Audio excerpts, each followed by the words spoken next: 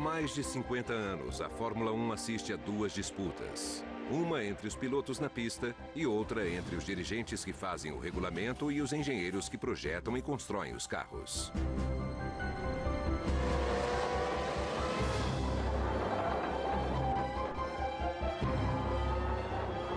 Por esse motivo, a Fórmula 1 é o esporte mais avançado do mundo em tecnologia. A sua engenharia é mais aeronáutica do que automobilística.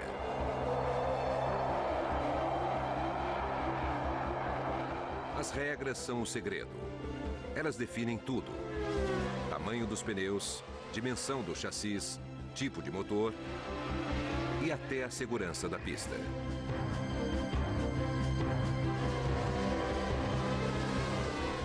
A Fórmula 1 é como um jogo de xadrez, jogado a 300 km por hora.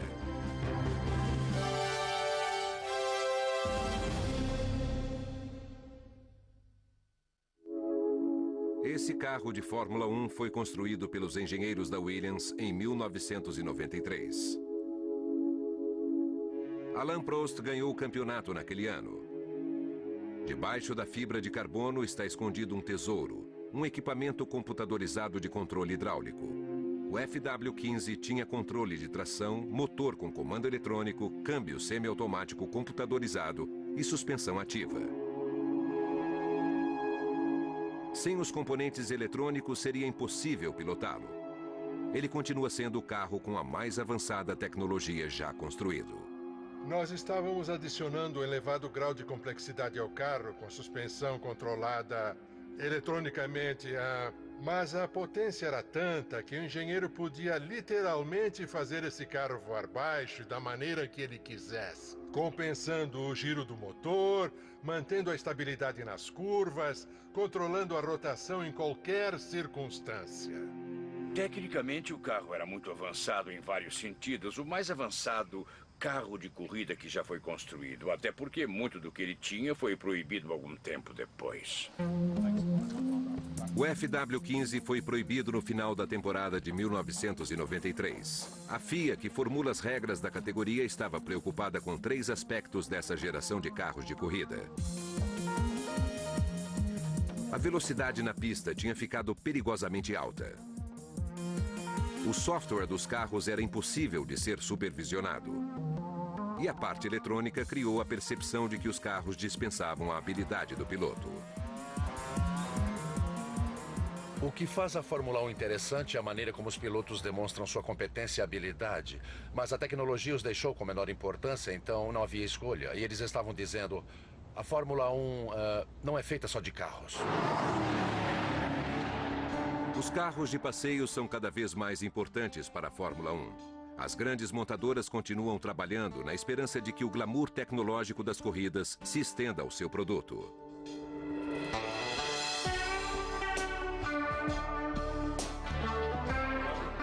O piloto da Williams, Juan Pablo Montoya, e o piloto de teste Mark Jean estão no circuito de Valência para impressionar os convidados de um patrocinador da Williams.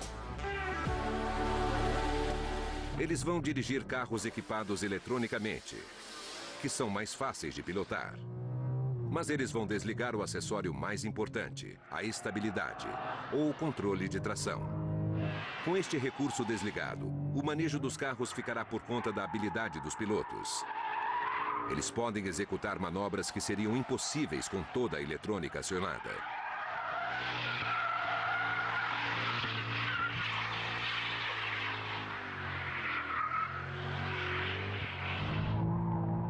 Quando Montoya abre mão do controle computadorizado, ele retrocede tecnologicamente.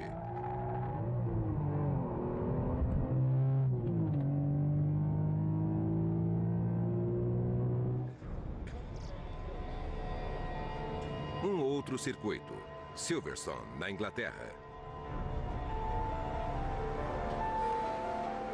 É aqui que Montoya se sente em casa.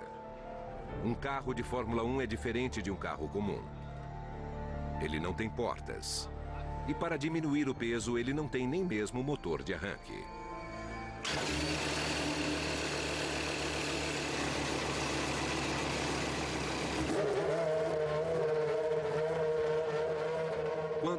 dá a partida, ele fica em marcha lenta. Comparado com o carro que Montoya dirigiu em Valência, ele tem poucos componentes eletrônicos. Os acessórios normalmente permitidos na Fórmula 1 foram banidos, modificados, diminuídos ou simplesmente escondidos dos inspetores. Hábeis engenheiros estão sempre tentando passar a perna nos homens que fazem as regras. O grande problema enfrentado pelas corridas de Fórmula 1 no fim do século XX foi a engenhosidade que os carros estavam ganhando. E havia o risco do piloto ter seu papel cada vez mais diminuído nas vitórias. E não é isso que se espera de um espetáculo. Embora os pilotos sejam os heróis do espetáculo, cada vez mais eles estão nas mãos dos engenheiros. Esses técnicos já podem controlar o carro e o modo de pilotagem. Os espectadores que ligam a TV para assistir às disputas são o verdadeiro espírito da Fórmula 1. Sem eles, os patrocinadores não se interessariam em colocar os seus nomes nos carros. Sem o dinheiro dos patrocinadores, as equipes ficam sem os recursos para a tecnologia que, por sua vez, ameaça espantar o público. Mas sem tecnologia não é Fórmula 1. Essa estranha contradição está constantemente ameaçando o esporte. Esse problema apareceu pela primeira vez em 1977, quando uma vantagem aparentemente invisível tornou dois carros invencíveis.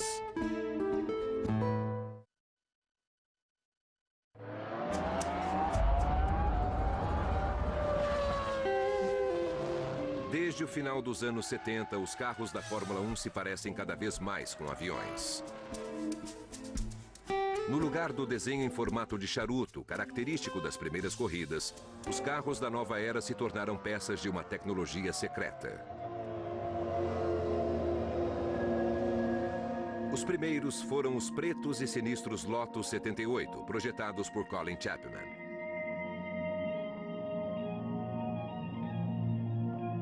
Eles escondiam um segredo que poucos entendiam. O FW24 da Williams é um descendente direto do Lotus 78. O seu layout é universalmente aceito como a solução perfeita para um carro de assento único. O motor de 10 cilindros fica no centro. Os dois lados do cockpit têm dutos refrigerados. Atrás deles estão os radiadores do motor. Não existem ventoinhas que movimentem o ar quando o carro está parado. O câmbio semiautomático fica na parte de trás do motor. Ele apoia toda a suspensão e o mecanismo de tração das rodas traseiras. Entre o motor e o piloto fica um tanque capacitado para cerca de 100 litros de combustível. A carroceria do carro é totalmente aerodinâmica, moldada em fibra de carbono. O sistema da tração traseira dos carros de passeio não muda desde os anos 30. O chassi é um monobloco feito de aço. O motor é colocado entre as rodas dianteiras. Na frente do motor fica o radiador. Ventoinhas mantêm o carro resfriado quando está parado. Presa atrás do motor fica a caixa de câmbio. Um eixo propulsor que sai da caixa de câmbio leva a energia para as rodas traseiras através do diferencial.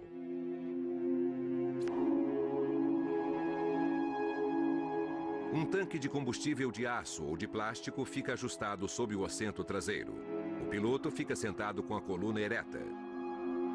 E para facilitar a pilotagem, toda a tecnologia deve ser acrescentada ao pacote básico.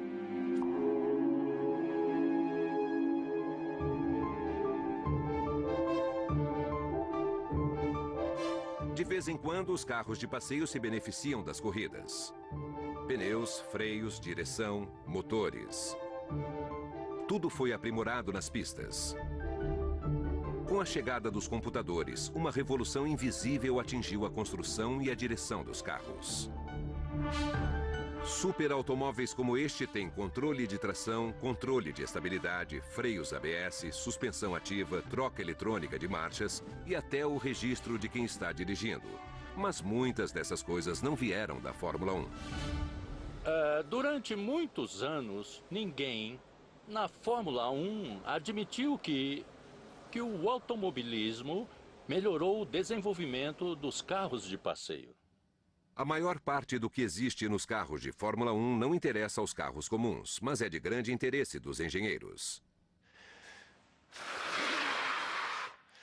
Frank Derny é engenheiro aerodinâmico. Soprando a superfície de uma folha de papel, ele está demonstrando um fato científico. Quando a velocidade do ar sobre uma superfície aumenta, a sua pressão cai. O papel é erguido para o ar. As asas de um avião usam esse princípio para poder levantar voo.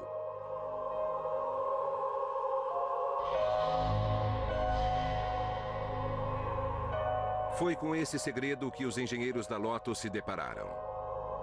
Escondido sob o chassi preto do carro, havia um formato primitivo de asa de cabeça para baixo. Bordas de borracha perto do chão eram as únicas pistas que os físicos tinham para estudar. Conforme o carro avançava, o ar imóvel ficava pressionado sobre o carro e era acelerado pela forma de asa. Conforme o ar acelerava, a pressão caía e o carro aderia ao solo. As bordas eram uma tentativa de barrar a baixa pressão do ar que vinha de fora. A Lotus produziu um carro que era um desafio para nós.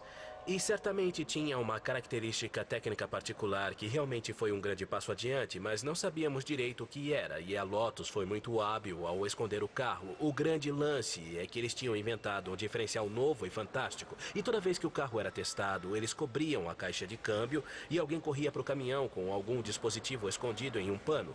E assim, todos os olhares eram desviados, porque o que eles tinham descoberto, na verdade, era uma maneira de conseguir 3 vezes mais tração sem nenhum arrasto, e isso resultou em mais aderência. Mas, francamente, o diferencial não poderia, mesmo que fosse perfeito, ter feito tanta diferença como nós acreditávamos.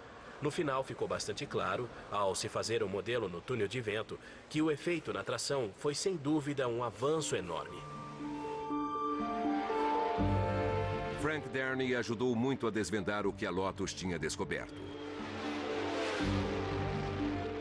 O FW07 de 1979 tinha um formato de aerofólio melhorado, mas Derny também percebeu que o ar escapava constantemente por baixo e prejudicava a sucção, podendo ser evitado com uma borda deslizante. A borda da Williams não era flexível. Era firme e se movia para cima e para baixo, fixando o carro no chão em qualquer velocidade. O aumento do desempenho foi uma revelação. As bordas foram proibidas em 1981.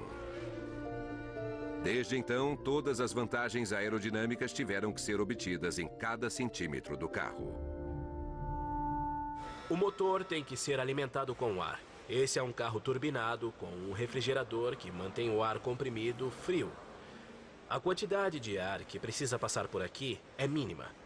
Qualquer quantidade de ar a mais que passar produz uma resistência extra e diminui a corrente de ar, ou seja, não existe ar suficiente para gerar mais tração. Então, como engenheiros aerodinâmicos, nós forçamos o motor até o máximo permitido porque assim alcançamos a melhor performance aerodinâmica. Aqui nós temos a preocupação de afastar o ar quente do motor e dos radiadores e, ao mesmo tempo, manter toda a tração vinda das asas. Sendo assim, tudo que estiver perto da traseira é direcionado para que não atrapalhe a corrente de ar aqui. Todo o projeto de um carro de Fórmula 1 é científico e não cosmético. Mesmo sem as bordas e com uma base plana no lugar de uma com formato de asa, os engenheiros conseguem gerar tração suficiente no carro.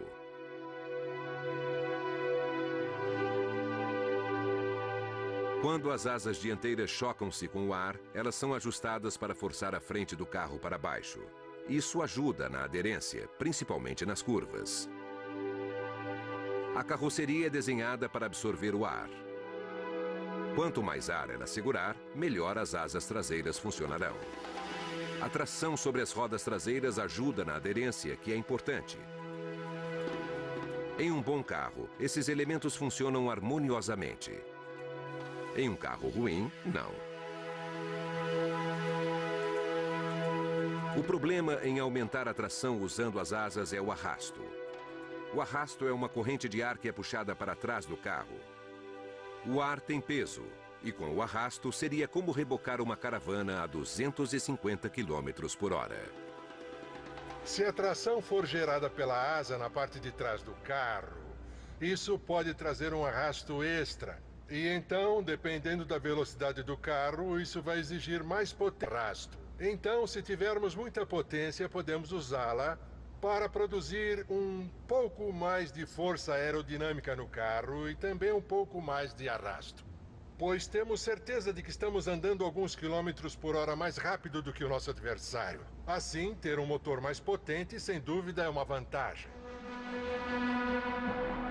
Durante os anos 80, os motores da Fórmula 1 tinham a metade do tamanho que tem hoje. Mas eram turbinados.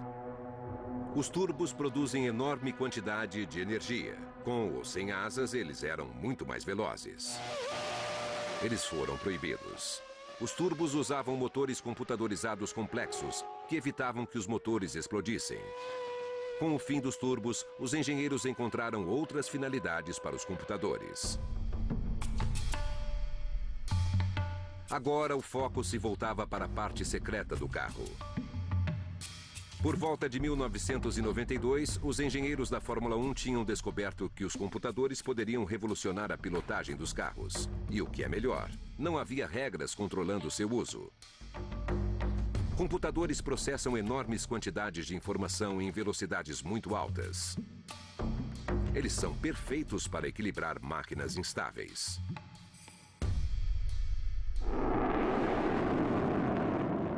O Eurofighter é uma máquina instável, um avião desenhado para combate durante a Guerra Fria. Ele possui 3 supercomputadores. O piloto controla os computadores e os computadores controlam o avião. O piloto não teria como controlar esse avião sem os computadores. Ele não tem o comando manual. Então, nós confiamos nos computadores e ficamos felizes pelos benefícios que nos trazem. Os benefícios para os pilotos é que eles não precisam se preocupar com as consequências desastrosas em manobras arriscadas. O computador avalia constantemente o que o piloto faz, processa informação sobre a posição do avião e mantém tudo estável durante o voo.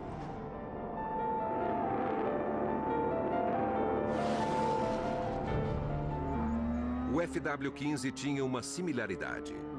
Ele não tinha molas nem amortecedores. Em vez disso, componentes hidráulicos controlados por um computador de bordo absorviam os solavancos e os giros do carro em alta velocidade. O computador processava informação sobre o que o piloto estava fazendo e a posição do carro na pista, milhares de vezes por segundo. Isso mantinha o carro a exatamente 6 centímetros do chão em qualquer circunstância.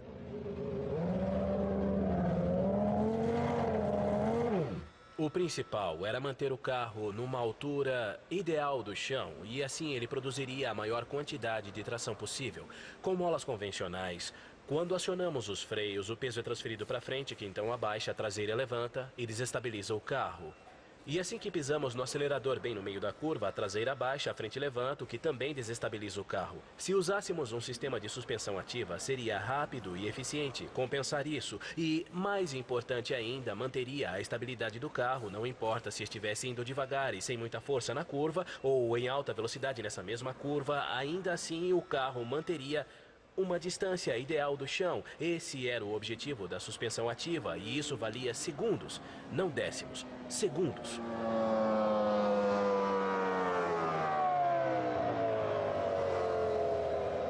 A suspensão ativa foi proibida na temporada de 1994. Para os engenheiros, isso não foi justo. Algumas proibições tinham sido impostas por razões de segurança. A suspensão ativa, uma ideia que poderia ser usada em carros comuns, foi proibida porque ajudava o piloto. Eu não acho que a suspensão ativa era uma ajuda para o piloto. Ela não dirigia o carro para o piloto. Ela aumentava o potencial do carro, mas era uma tecnologia muito interessante. E eu acho que poderia ter muitos usos comerciais também. E acho que foi uma pena que a Fórmula 1 tenha proibido, limitando esse tipo de avanço. Eles haviam como um empecilho para o trabalho do piloto. Achavam que o piloto viraria um robô, quer dizer, é um total exagero. Existe uma discussão entre pilotos versus ajuda tecnológica ou de pilotos versus os limites da tecnologia. Isso não é uma questão simples, porque como vai se saber que direção tomar?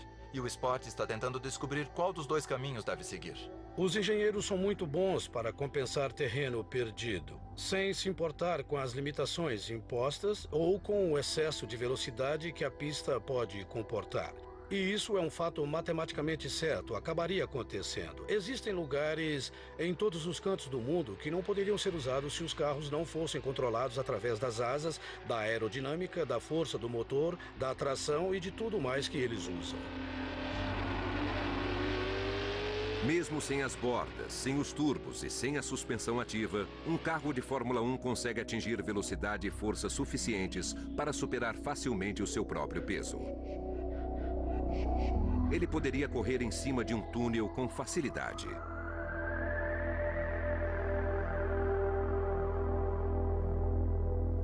As restrições do regulamento forçam todos a serem cada vez mais criativos.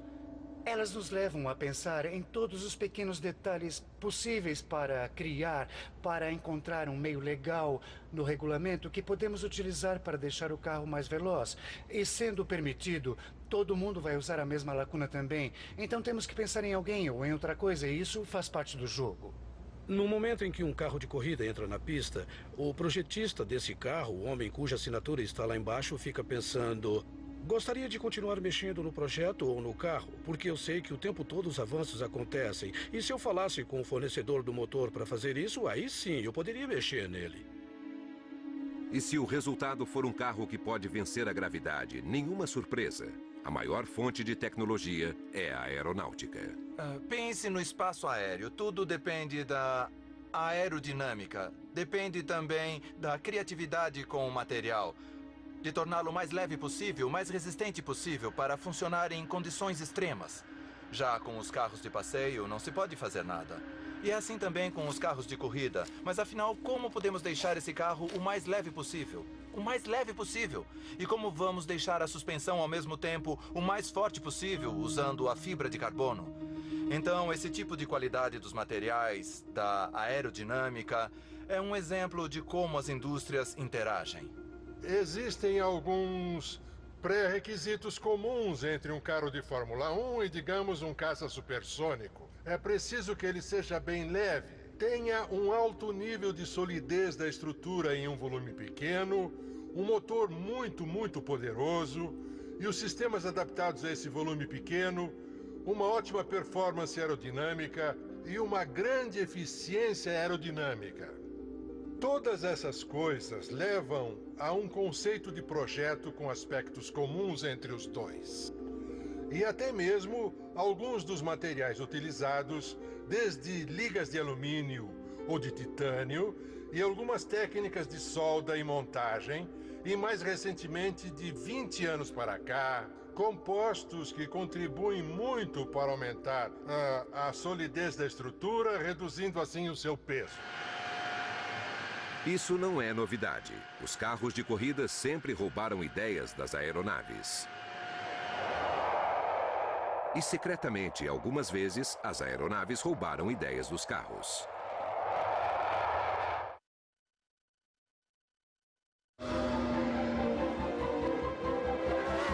Dos ultrapassados carros do final dos anos 70 para os carros com suspensão ativa do começo dos anos 90, os engenheiros da Fórmula 1 se tornaram cada vez mais reservados a respeito de sua tecnologia. Na época em que a suspensão ativa foi proibida, em 1993, os pilotos da Fórmula 1 tinham um ótimo ajudante a bordo, um poderoso computador. Da faísca que inflamava a gasolina no motor, à fração de segundo para se fazer a troca de marcha, tudo era controlado por um cérebro eletrônico. Os paralelos com o projeto dos aviões eram óbvios, não apenas com o perfil alado dos modernos carros de Fórmula 1, mas com a revolução eletrônica que acontece no cockpit. Alguma coisa tinha que ser feita. Ficou decidido que toda aquela ajuda tecnológica dos pilotos tinha que ser banida. A ênfase seria o campeonato de pilotos. Assim, toda a ajuda aos pilotos acabou. Havia uma alternativa que era dizer que a FIA lançaria unidades de controle eletrônicos normais que seriam fornecidas em todos os motores, mas no final eles concluíram que as montadoras ficariam assustadas porque isso estaria passando por cima da sua tecnologia. E pela primeira vez desde 1930, as montadoras voltaram para a Fórmula 1 exatamente por causa de seu perfil altamente técnico.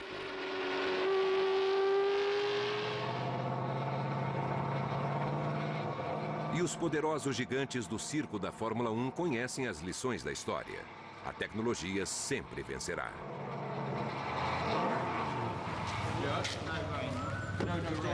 Os aviões e os carros surgiram no começo do século XX. Na época, os aviões eram assim. E nos anos 30, os mesmos engenheiros trabalhavam nos dois setores.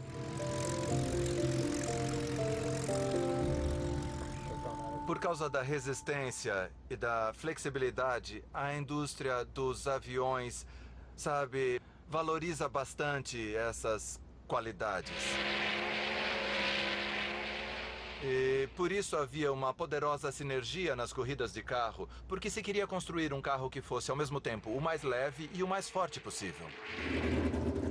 Essas ações simultâneas estavam em toda parte. Sempre que os velhos carros de corrida eram descartados, os fantasmas dos aviões também eram. Os cockpits dos carros guardam uma evidente semelhança com os cockpits dos aviões. Grandes entradas de ar. Fortes refrigeradores. Largos escapamentos caíam bem tanto em um caça como em um Maserati. Rodas de liga leve, leves e fortes. O suave fluxo de ar pelo trem de pouso, aplicado no chassis dos carros com sucesso. Até detalhes, como porcas travadas automaticamente para diminuir a vibração, eram comuns. Na hora da manutenção, trocas rápidas eram possíveis com o uso de materiais rebitados em alumínio. O suporte da asa deste avião bimotor modelo Avro Tutor de 1931 tem o mesmo princípio da suspensão da Williams, feita 60 anos depois. Acima de tudo, a aeronáutica era uma sala de aula para o automobilismo, demonstrando como se acomodar grandes e potentes motores em pequenos espaços. Os projetistas aéreos desenvolvem o que há de melhor para um bom desempenho. Em 1934, o uso da madeira ofereceu uma pequena vantagem no peso, e a de Havilland Aircraft a adotou. Tudo bem, obrigado. Mas foi o design que indicou o futuro. 3 de Havilland Comets foram construídos para a corrida aérea entre a Inglaterra e a Austrália. Esse é o avião que ganhou a corrida, o Grosvenor Hawes. A fuselagem estreita continha 3 grandes tanques. Aqui atrás sentavam o piloto e o copiloto, um atrás do outro. Ele tinha 2 pequenos e bem moldados motores de 6 cilindros. Essa combinação de pequenos motores, fuselagem aerodinâmica e riqueza de detalhes, como as rodas retráteis, possibilitavam velocidades de cruzeiro de até 380 km por hora.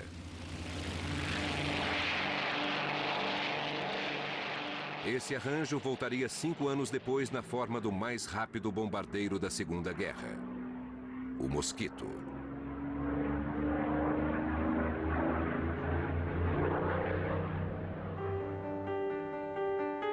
Para os alemães, o desenvolvimento de motores aéreos foi proibido desde 1919. Ao contrário do que se costuma ver quando a tecnologia aeroespacial influencia os carros de corrida, na Alemanha, o automobilismo ajudou a manter a tecnologia de motores atualizada.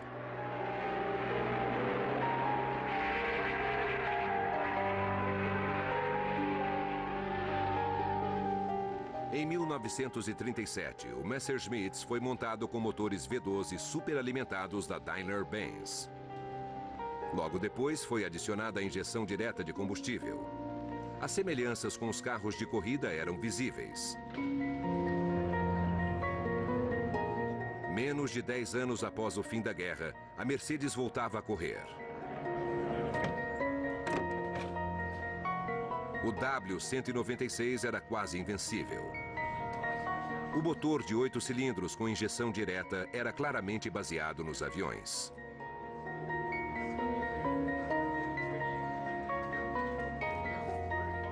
Dez anos antes, houve outra criação de carros de competição na Alemanha nazista. O carro da Auto Union era bem diferente. O projetista Ferdinand Porsche foi convencido que a posição dos motores atrás do piloto era uma opção melhor para os carros de corrida. A Auto Union começou em 1934. Eles eram únicos no que faziam. O tanque de combustível era colocado entre o piloto e o motor, este um 16 cilindros superalimentado. Um sistema tubular ligado ao radiador alimentava todo o motor. O cockpit espartano tinha todas as características dos projetos aéreos.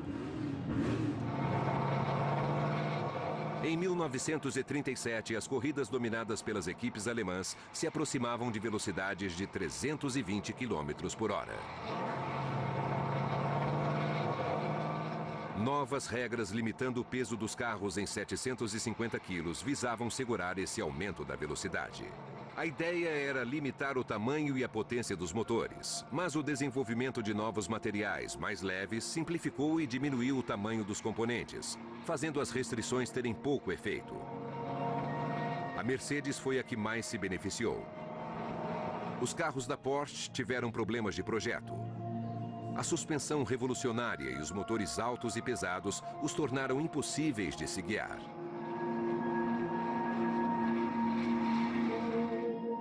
A ideia futurista do motor atrás do piloto ficaria em desuso por quase 20 anos.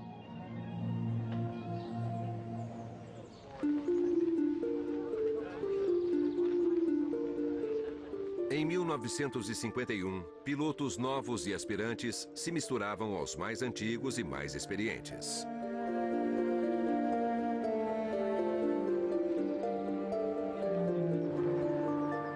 Durante todo o dia, equipes chegavam ao antigo aeroporto de Silverstone para o GP da Inglaterra.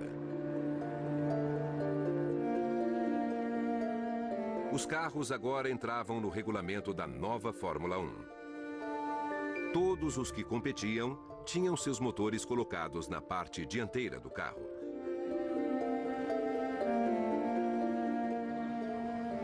Era um esporte estranho por contar com a participação de ricos amadores. E eles estavam apenas se divertindo, não tinham nenhuma disciplina e não havia muita organização. A falta de segurança daquela época era uma coisa assustadora. O motor ficava na frente do carro, o piloto usava uma camiseta, um capacete de linho e uma calça de algodão. Não havia cintos de segurança. Não existiam áreas de escape, não havia guardrails. E lá estavam mais de 100 mil pessoas em Silverstone para o primeiro grande prêmio depois da guerra. E só uma corda separando os carros do público. Foi um milagre não ter havido catástrofes. Os espectadores atrás das cordas dificilmente viam um carro amarelo ganhar uma corrida. Nas corridas do começo da década de 50, os carros vermelhos, tradicionais da Itália, tinham os melhores motores e ganhavam quase todas.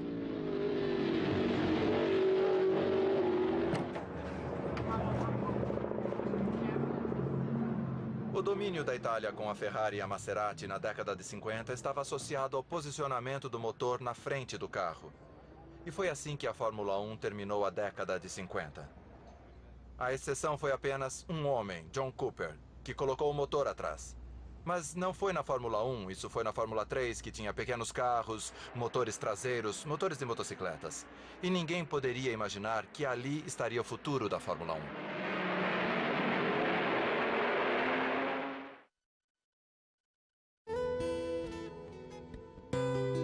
O futuro da Fórmula 1 no pós-guerra começou em 1947, nos fundos de uma garagem no subúrbio de Londres. O engenheiro John Cooper, visto no meio da foto, projetou e construiu carros para a chamada categoria dos pobres, a Fórmula 3. O segredo para os seus carros de corrida era a união de dois motores Fiat modelo 500 com o acréscimo de tubos de ligação. Cooper montou o motor atrás do piloto porque na Fórmula 3 a transmissão dos motores originalmente de motocicletas é feita por corrente. E quanto mais curta a corrente ligada às rodas, melhor. Com o peso do motor e do piloto igualmente distribuídos no entre-eixos, os carros eram naturalmente balanceados.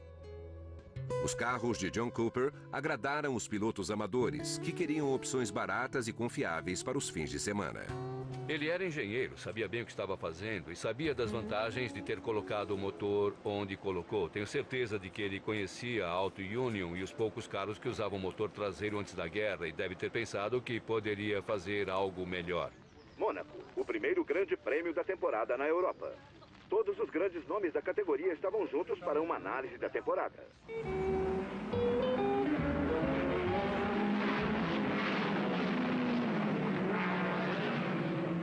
Webber agora em segundo. Em 1958, Cooper ia bem. As suas ideias foram bem aceitas na Fórmula 2 e logo em seguida na Fórmula 1. Apesar de terem menos potência que os outros, os carros de Cooper eram mais balanceados e mais velozes em curvas, e isso começou a preocupar os italianos. E o duelo pela supremacia se torna uma luta cruel. Aos poucos, Cooper concluiu o projeto da Porsche, com os carros de motorização traseira da Auto Union. Ele não alcançou Jeff Bevins como foi visto na temporada com uma vitória no estilo de Cooper. Em poucos anos, Cooper entrou de vez na Fórmula 1 com pouca potência, na verdade, mas com um projeto muito superior aos carros com motores dianteiros. E aí o Colin Chapman, provavelmente o homem mais criativo que a Fórmula 1 conheceu na segunda metade do século, copiou a ideia para a sua Lotus. Jim Clark conquistaria o seu primeiro título mundial na revolucionária Lotus 25 de Chapman, em 1963.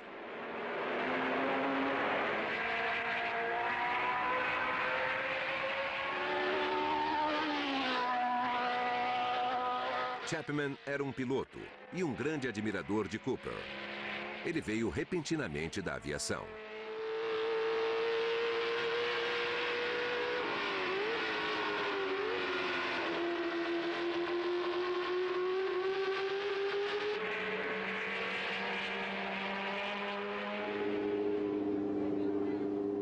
O chassi do modelo 25 era um monoposto. O piloto quase se deitava para pilotar, diminuindo o centro de gravidade e melhorando a aerodinâmica do carro. Conseguiram uma economia de peso usando a suspensão traseira como suporte para o motor e a caixa de câmbio. A Lotus 25 aumentou o domínio dos ingleses na Fórmula 1. No começo dos anos 60, foi a Ferrari que copiou. A essa altura, era impossível correr na Fórmula 1 se você não tivesse um motor traseiro. Porque isso balanceou o carro, também melhorou o controle e a aerodinâmica melhorou. Tudo era um novo conceito de carro. Outro novo conceito de motorização apareceu em 1967. Chapman e o projetista de motores Keith Duckworth transformaram o motor em parte da estrutura básica, fixando-o na parte de trás do chassi monoposto. Vamos ver se tudo vai andar junto. Pois não. Agora, vamos lá. Assim. Calma, devagar, devagar. Desça um pouco.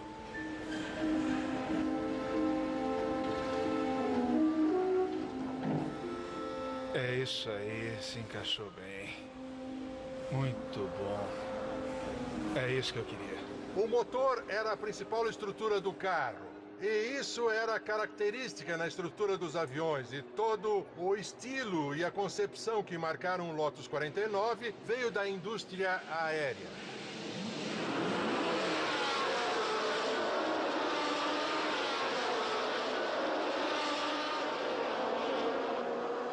Em 1967, todas as equipes usavam o motor traseiro no estilo Cooper.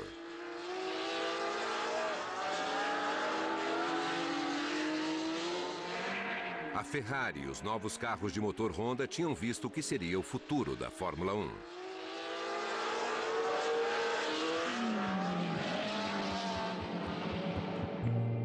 Mas a inovação de Chapman, usando o motor como parte estrutural do carro, era imbatível. O campeonato estava em suas mãos. O desafio passou para fora das pistas de corrida. Um jogo tecnológico de gato e rato começou a surgir assim que os dirigentes começaram a criar regras para limitar os avanços. Carros com 6 rodas, como a Tyrrell Ford, tentavam diminuir o arrasto dos grandes pneus.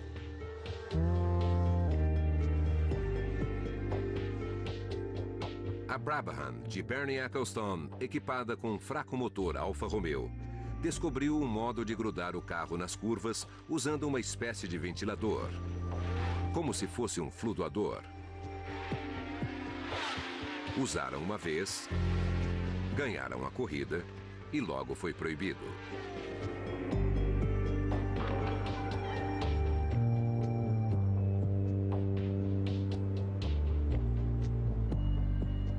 Devido a esse fascínio, a batalha de cada equipe impulsionando fábricas secretas só poderia resultar em uma coisa. Está claro que agora é possível fabricar carros que não precisam nem do piloto. Hoje se pode programar um carro para que faça tudo o que se quiser. Não dá para se fazer isso de dentro do carro, mas pode-se fazer dos boxes usando comandos e botões de controle. Mas ninguém verá isso acontecer de verdade.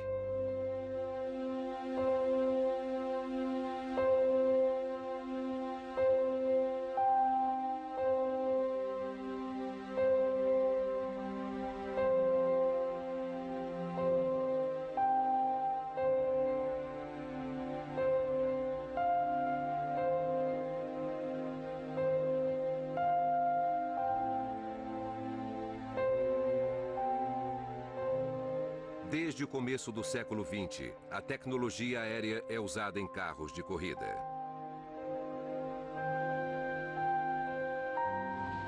Aos poucos, mas cada vez mais rápidos, os carros de corrida se parecem menos com carros comuns e mais com aeronaves. Com certeza, isso que estamos vendo se parece mais com uma fuselagem de avião do que com um carro usado por pessoas no dia a dia. Eu sempre achei que, se estivéssemos em 1942, Patrick Head estaria na vanguarda do desenvolvimento dos aviões Spitfire e do Hurricane. Fico imaginando que eles seriam os engenheiros que estariam liderando esses avanços naquela época. Hoje em dia, a Spitfire é uma tecnologia aberta a todo mundo. Ela vem com sistemas eletrônicos. Sistemas que já estão revolucionando os carros comuns. Não existe nenhuma razão para que a Fórmula 1 não abra sua tecnologia para todos. A minha única preocupação é que não parece estar muito claro o que isso pode significar. Não se pode desinventar aquilo que já foi inventado. Então nós temos que aceitar a tecnologia. A questão é até onde devemos ir. Não seria exagero dizer que hoje em dia podemos colocar equipamentos nos carros e programá-los para andar sozinhos nos circuitos. Eles não iriam mais precisar de um piloto. Mas não é assim que as corridas de carro funcionam. São uma combinação do homem e da máquina. Nos aviões, o homem e a máquina são unidos pela eletrônica.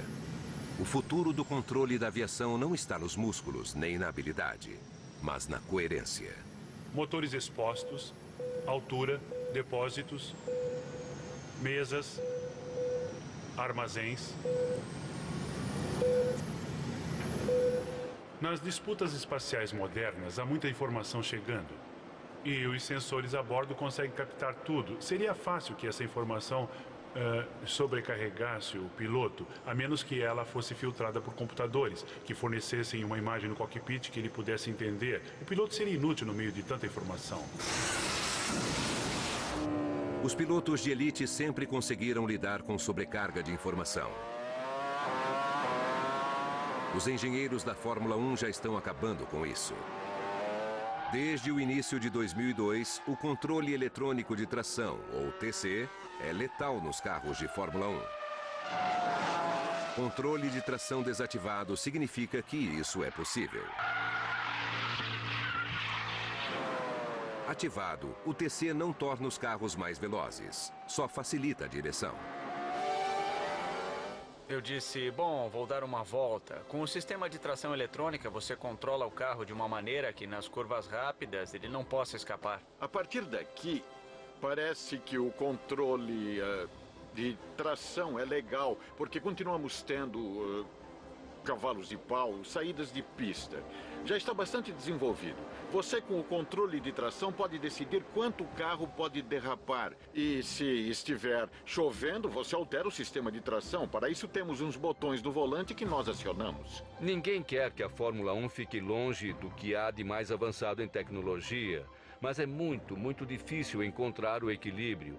E existem cabeças muito boas na Fórmula 1 e elas devem se concentrar, eu acho, em impor alguns regulamentos para assegurar que esse equilíbrio seja mantido.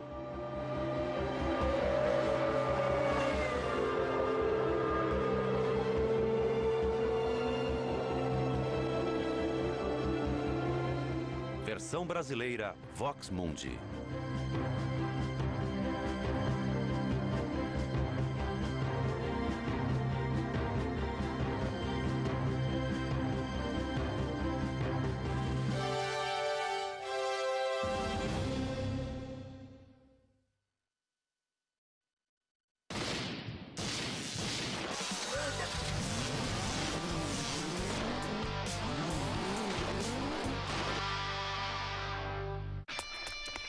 Se você quer começar a semana tranquilo,